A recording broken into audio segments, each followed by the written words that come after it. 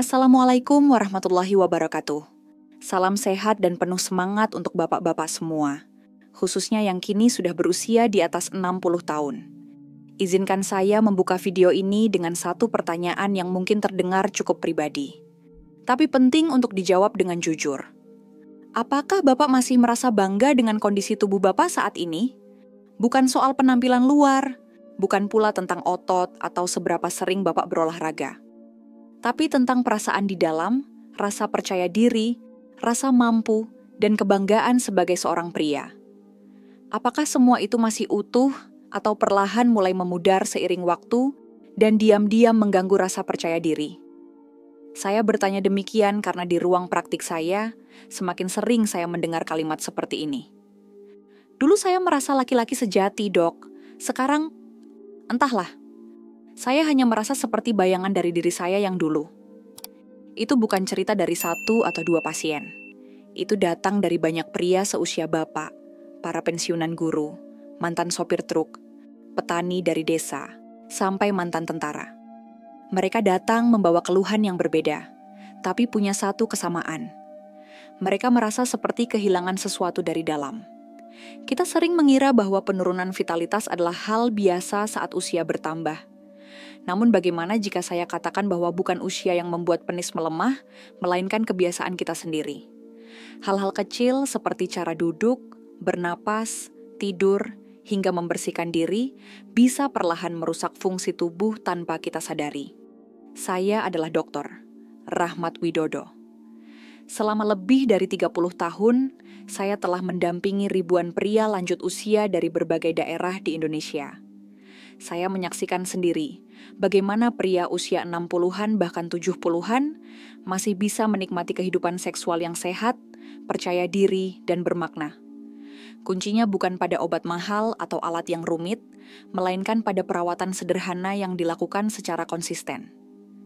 Hari ini saya ingin berbagi dengan Bapak 4 latihan dan kebiasaan harian yang bisa membantu menjaga kekuatan, aliran darah, dan kepekaan penis secara alami. Dan di akhir video, saya akan membongkar satu kebiasaan malam yang tampaknya sepele, tapi diam-diam menjadi penyebab banyak pria perlahan kehilangan ereksi pagi mereka. Jika Bapak ingin memahami tubuh Bapak lebih dalam dan tetap merasa hidup, maka inilah tempat yang tepat untuk memulai. Mari kita mulai bersama. Sebelum kita masuk ke bagian pertama, izinkan saya menyampaikan satu hal penting. Video ini bukan dibuat untuk menakut-nakuti atau mempermalukan siapapun. Justru sebaliknya, ini adalah bentuk kepedulian saya kepada bapak-bapak semua, agar tidak lagi merasa sendiri dalam menghadapi perubahan tubuh. Kalau Bapak merasa topik ini penting dan relevan, silakan klik tombol subscribe dan aktifkan notifikasi. Saya akan terus membagikan tips yang nyata, aman, dan dirancang khusus untuk pria seusia Bapak. Dan jika Bapak merasa apa yang saya sampaikan menyentuh atau bermanfaat, ketik angka 1 di kolom komentar di bawah. Jika belum yakin, cukup ketik angka 0. Karena masukan Bapak membantu saya memahami kebutuhan sesungguhnya. Sekarang, mari kita mulai langkah pertama yang menjadi pondasi dari semua kekuatan pria. Bukan kekuatan otot, bukan kekuatan suara, tapi kekuatan dari dalam tubuh yang menopang kepercayaan diri Bapak sebagai seorang pria. Sesuatu yang sering tidak terlihat, tapi sangat menentukan kehidupan harian, hubungan, dan kenyamanan Bapak sendiri. Bapak pernah mengalami ini. Saat batuk atau tertawa, tiba-tiba terasa ingin buang air kecil. Atau setelah ke kamar mandi, celana masih terasa basah karena netes sedikit. Hal kecil seperti itu memang sering dianggap wajar karena usia. Tapi sebetulnya itu adalah tanda bahwa tubuh sedang memberi sinyal. Beberapa waktu lalu saya bertemu Pak Suparman. Beliau berusia 68 tahun, pensiunan dari Koperasi Desa di Yogyakarta.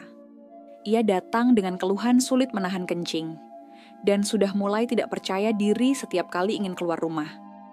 Yang mengejutkan, ternyata masalah utamanya bukan di ginjal, bukan juga di kandung kemih, melainkan otot dasar panggul yang mulai melemah. Banyak pria seusia Bapak tidak menyadari bahwa otot ini sangat penting. Letaknya memang tersembunyi, tidak terlihat, tapi fungsinya sangat besar. Ia menyangga seluruh organ bagian bawah tubuh, termasuk kandung kemih dan penis. Kalau otot ini kuat, Bapak akan lebih mudah menahan kencing, mengontrol ejakulasi, dan menjaga kekuatan ereksi. Tapi kalau otot ini mulai lemah, tubuh akan pelan-pelan kehilangan kendali. Kabar baiknya, otot dasar panggul masih bisa dilatih, tanpa obat, tanpa bantuan alat khusus, bahkan tanpa harus berdiri.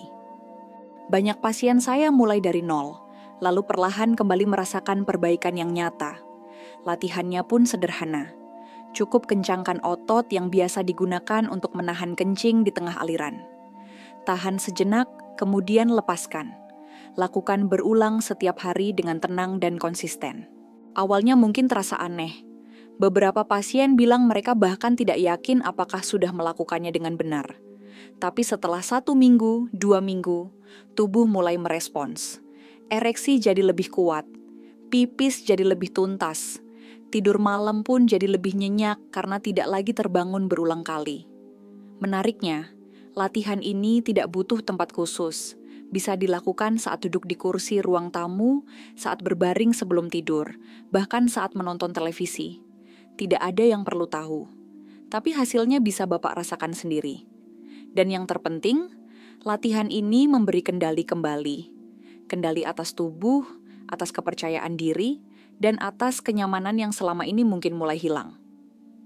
Saya tahu, banyak dari Bapak merasa ini bukan topik yang nyaman dibicarakan. Tapi saya percaya, saat kita berani menghadapi kenyataan tubuh, kita juga sedang membuka pintu untuk perbaikan. Kalau Bapak pernah merasa kesulitan saat buang air kecil, atau ereksi mulai lemah tanpa sebab jelas, mungkin ini saatnya memberi perhatian lebih pada bagian tubuh yang selama ini kita abaikan. Latihan kecil yang tampak sepele inilah yang membantu banyak pria kembali merasa utuh sebagai laki-laki. Kita lanjut ke bagian berikutnya tentang satu kebiasaan penting lain yang sering dilupakan. Menjaga agar aliran darah ke penis tetap lancar setiap hari, meski tidak sedang aktif secara seksual. Bapak masih ingat, dulu saat bangun pagi, tubuh terasa segar dan kadang tanpa sadar ada ereksi ringan? Banyak pria mengira itu hanya kenangan masa muda. Tapi sebenarnya, ereksi pagi bukan sekadar soal gairah. Itu adalah tanda bahwa aliran darah ke penis masih bekerja dengan baik. Saya pernah menangani Pak Karun, 70 tahun, duda pensiunan guru dari Magelang. Sejak istrinya meninggal, beliau sudah tidak aktif secara seksual. Tapi satu hal yang membuat beliau resah adalah tubuhnya terasa diam. Tidak ada lagi ereksi pagi hari, tidak ada rasa mengalir. Beliau sempat berpikir tubuhnya sudah berhenti sepenuhnya. Tapi setelah kami bahas, ternyata bukan tubuhnya yang berhenti, melainkan aliran darahnya yang perlahan melambat, karena tidak lagi mendapat rangsangan atau sinyal alami dari tubuh. Penis, meski tidak digunakan secara seksual, tetap membutuhkan oksigen, sirkulasi, dan tekanan darah agar jaringan di dalamnya tetap sehat.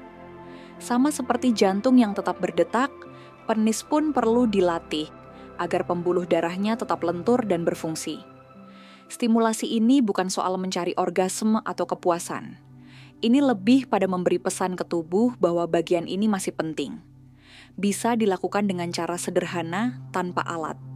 Sebagian pria menggunakan teknik stimulasi manual ringan, dengan kesadaran penuh dalam suasana rileks.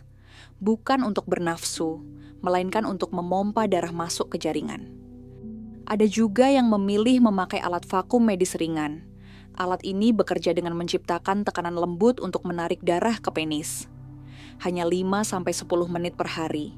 Dan banyak pria melaporkan penis terasa lebih responsif setelah beberapa minggu. Yang terpenting bukan jenis alatnya, melainkan konsistensinya. Beberapa menit setiap hari sudah cukup untuk mencegah pengerasan jaringan, membantu menjaga sensitivitas, dan mempertahankan panjang serta bentuk penis secara alami. Pada pria yang tidak aktif secara seksual, tubuh cenderung mengabaikan area tersebut. Aliran darah berkurang, jaringan mulai menyusut, dan ketika ingin kembali aktif, semuanya terasa sulit.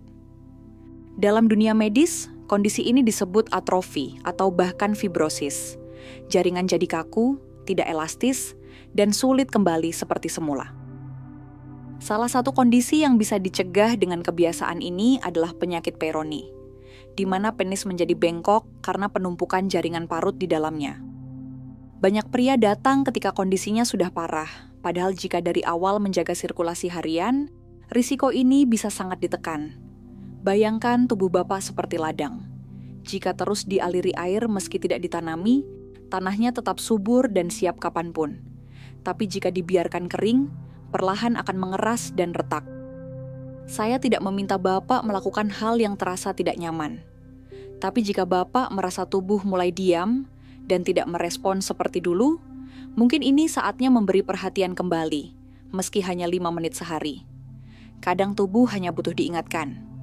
Bukan dengan obat kuat, tapi dengan sentuhan kesadaran bahwa bagian itu masih ada, masih layak dirawat, dan masih bisa berfungsi dengan baik. Kita lanjutkan ke bagian ketiga, tentang hal yang tampak sederhana, tapi sering diabaikan, yaitu kebersihan. Karena banyak masalah besar, justru berawal dari sesuatu yang tampaknya remeh. Sabun, air, dan cara mencuci tubuh kita sendiri. Bapak mungkin merasa bagian ini tidak sepenting 2 bagian sebelumnya. Tapi justru karena dianggap sepele, banyak pria lansia akhirnya mengalami masalah yang sebenarnya bisa dicegah sejak awal. Mulai dari rasa gatal, perih, bau tak sedap, hingga infeksi berulang yang mengganggu kenyamanan dan keintiman. Di kampung, saya sering melihat kebiasaan yang sudah terbentuk sejak muda. Mandi cepat, cuci badan asal bersih, dan bagian kemaluan hanya dibilas sekilas. Apalagi saat usia bertambah dan tubuh makin kaku, banyak pria memilih melewatkan bagian ini karena dianggap tidak terlalu penting. Padahal, justru di usia lanjut, kulit di area tersebut menjadi lebih sensitif, lebih mudah luka, dan lebih lambat sembuh. Saya teringat seorang pasien, Pak Sabar, 66 tahun, tukang kayu dari daerah Banjarnegara. Beliau datang karena penis sering merah dan terasa nyeri ringan setiap habis kencing. Setelah diperiksa, ternyata penyebabnya bukan penyakit dalam, tapi hanya karena sisa sabun dan keringat yang tertinggal di bawah kulup, tidak pernah benar-benar dibersihkan secara menyeluruh. Kebiasaan sederhana yang dilupakan, tapi dampaknya nyata. Kulit penis, terutama bagi pria yang tidak disunat, mudah menyimpan kotoran, sel kulit mati, dan bakteri. Jika tidak dibersihkan secara lembut dan rutin, lingkungan lembab itu bisa memicu jamur, peradangan, bahkan infeksi yang sering kambuh. Kondisi seperti balanitis, peradangan ujung penis, banyak terjadi pada pria lansia, dan sebagian besar kasusnya berawal dari kebersihan yang kurang terjaga. Cara merawatnya sebenarnya tidak sulit. Cukup dengan air hangat dan sabun lembut yang bebas pewangi. Tidak perlu digosok keras, cukup bersihkan dengan perlahan, termasuk bagian bawah kulup jika Bapak belum disunat. Setelah dibilas bersih, jangan lupa keringkan dengan lembut hingga benar-benar tidak ada sisa air. Jika kulit tetap lembab terlalu lama, bakteri dan jamur bisa tumbuh lebih cepat. Jika Bapak sering mengalami kulit kering atau pecah-pecah di area tersebut, terutama setelah mandi sore atau setelah berhubungan, penggunaan pelembab ringan yang tidak mengandung alkohol bisa membantu menjaga kelenturan dan kenyamanan kulit. Tapi ingat, semuanya harus dilakukan dengan pelan dan penuh perhatian. Karena bagian tubuh ini lebih peka dari bagian lain. Saya paham, banyak Bapak merasa tidak enak jika harus membicarakan hal seperti ini. Tapi perawatan tubuh bukan soal malu atau tabu. Ini tentang menghargai diri sendiri. Menjaga kebersihan bukan hanya melindungi tubuh dari infeksi, tapi juga memberi sinyal bahwa Bapak masih peduli. Dan jika Bapak hidup dengan pasangan, ini juga bentuk perhatian yang membuat hubungan terasa lebih nyaman dan sehat. Kadang, yang paling menentukan bukanlah tindakan besar, tapi justru kebiasaan kecil yang kita lakukan setiap hari, di kamar mandi, di waktu sepi, tanpa siapapun melihat. Dari kebiasaan kecil itulah perubahan besar bisa dimulai, perlahan tapi nyata. Setelah bagian ini, saya ingin ajak Bapak merenungkan satu hal penting yang sering luput, hubungan antara pikiran dan tubuh. Karena ternyata, apa yang terjadi di kepala kita bisa langsung memengaruhi kekuatan di bawah sana. Dan disinilah pentingnya kita pahami lebih dalam. Seringkali, ketika kemampuan seksual mulai menurun, banyak pria langsung menyalahkan tubuh. Mungkin karena kadar testosteron, mungkin karena pembuluh darah, atau mungkin karena usia. Tapi ada satu bagian yang sering luput dari perhatian, pikiran. Saya pernah berbincang cukup dalam dengan Pak Darto, 69 tahun, mantan pegawai kelurahan di Bojonegoro. Beliau mengeluh merasa seperti kehilangan dirinya sendiri. Bukan karena sakit fisik, melainkan karena tidak ada lagi semangat, tidak ada lagi rasa percaya diri. Setiap kali mencoba bersama istrinya, pikirannya dipenuhi rasa takut gagal. Dan akhirnya tubuh pun sulit merespons seperti yang diharapkan. Apa yang dialami Pak Darto bukanlah kasus langka. Banyak pria seusia Bapak mengalami hal serupa. Ketegangan emosional, rasa cemas, kesepian, bahkan beban batin karena merasa tidak berguna lagi. Semua itu bisa mengacaukan sistem saraf yang mengatur aliran darah dan hormon seksual. Saat pikiran tidak tenang, tubuh juga kehilangan keluasan. Ketika hati gelisah, penis pun jadi diam. Secara medis, hal ini sangat bisa dijelaskan. Saat seseorang mengalami stres berkepanjangan, tubuh melepaskan hormon kortisol dalam jumlah tinggi. Kortisol inilah yang bisa menghambat produksi nitrat oksida, zat penting yang dibutuhkan untuk melebarkan pembuluh darah di penis. Tanpa pelebaran itu, darah tidak bisa masuk dengan lancar, dan hasilnya, ereksi menjadi lemah, lambat, atau bahkan tidak muncul sama sekali. Namun di sisi lain, tubuh kita juga punya kemampuan untuk pulih. Salah satunya lewat latihan pernapasan dan mindfulness. Dua hal yang mungkin terdengar sederhana, tapi jika dilakukan secara rutin, bisa menjadi pengubah besar dalam keseimbangan tubuh dan pikiran. Saya sering mengajarkan latihan pernapasan yang sangat mudah kepada pasien saya.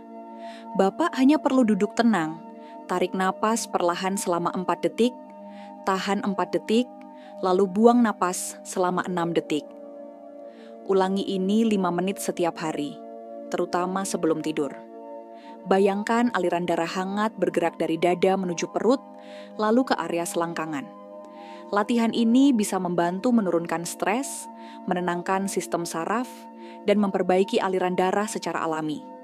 Selain itu, melatih mindfulness, kesadaran penuh atas apa yang sedang dirasakan, juga membawa dampak besar. Banyak pria lanjut usia terjebak dalam bayang-bayang masa lalu. Seringkali membandingkan tubuh saat ini dengan kekuatan di masa muda. Padahal, kekuatan yang tersisa hari ini juga layak disyukuri dan dirawat. Dengan latihan mindfulness, Bapak diajak untuk tidak lagi menyesali yang hilang, tapi menerima apa yang ada, dan memberi perhatian penuh pada apa yang masih bisa dilakukan.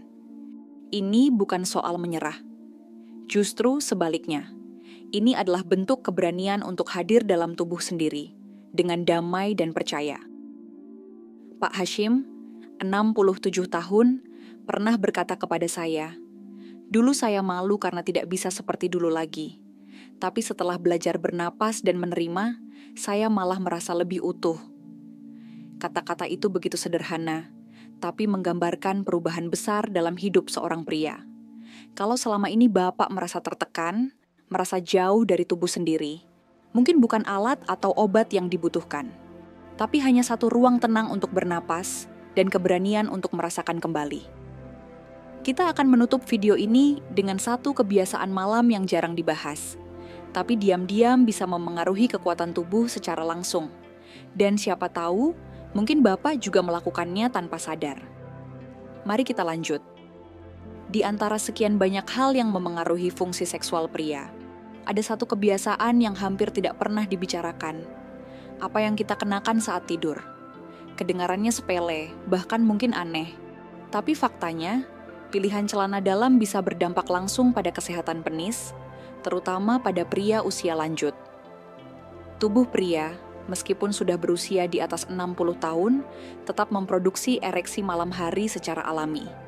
Ereksi ini penting, bukan karena berkaitan dengan gairah, tapi karena berfungsi menjaga jaringan penis tetap teroksigenasi, elastis, dan aktif.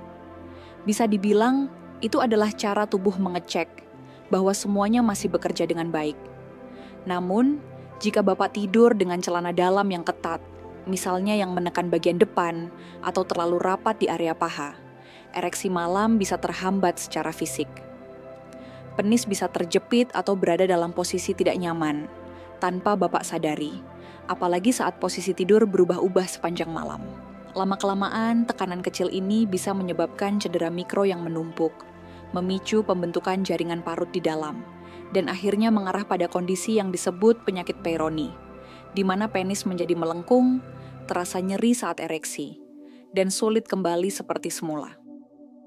Saya pernah menyarankan pada Pak Mahfud, 72 tahun, untuk mencoba tidur tanpa celana selama seminggu.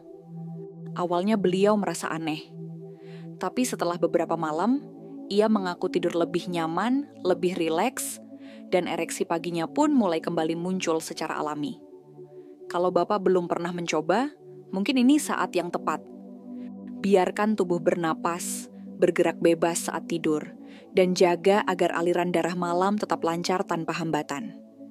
Kita sudah membahas banyak hal penting, tapi yang paling penting bukan apa yang saya katakan, melainkan apa yang Bapak lakukan setelah ini. Mari kita akhiri dengan satu pesan dari hati, tentang kenapa semua ini layak diperjuangkan. Bapak yang saya hormati, kita sudah berjalan bersama cukup jauh hari ini. Dari latihan otot dasar panggul, stimulasi aliran darah, kebersihan tubuh, hingga latihan pikiran dan napas. Masing-masing terdengar sederhana. Tapi ketika dilakukan dengan kesungguhan, semuanya bisa menjadi pondasi baru bagi rasa percaya diri dan kekuatan pria yang sejati. Seringkali kita berpikir bahwa kekuatan pria hanya diukur dari fisik.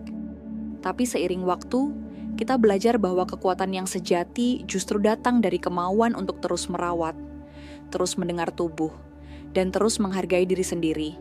Meski tubuh berubah, rambut memutih, kulit mulai keriput, dan tenaga tak sekuat dulu.